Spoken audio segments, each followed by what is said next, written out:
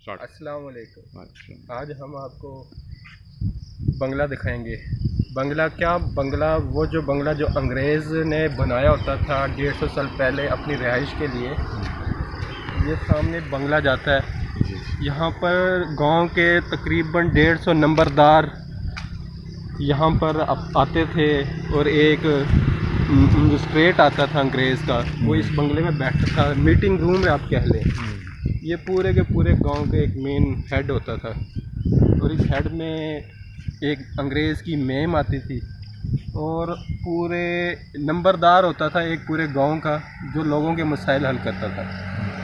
तो वो जब आते थे वो इंफॉर्मेशन कहाँ से लेता था, इधर आते थे।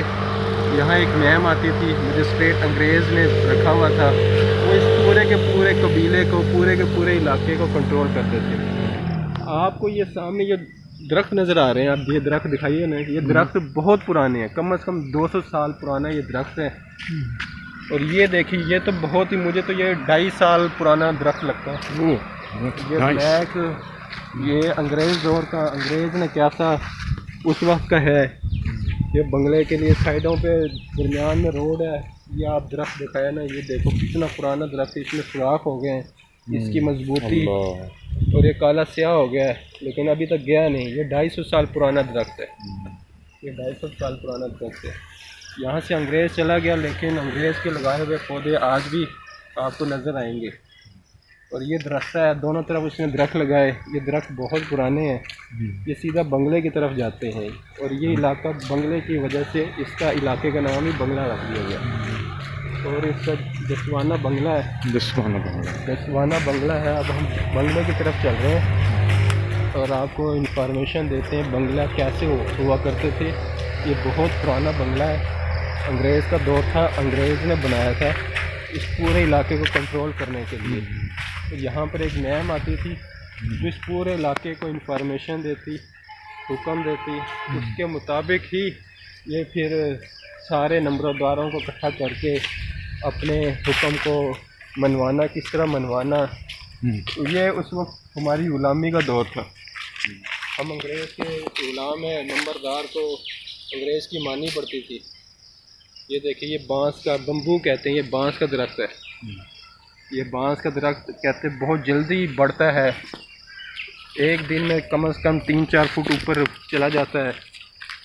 ये बांस का दरख्त आपको दिखाते हैं। और ये आम का दरख्त भी बहुत पुराना है, आम का दरख्त भी। ये आपको ऊंचे ऊंचे दरख्त आपको 150 साल पुराना पीछे आपको ले जाते हैं। 150 साल पीछे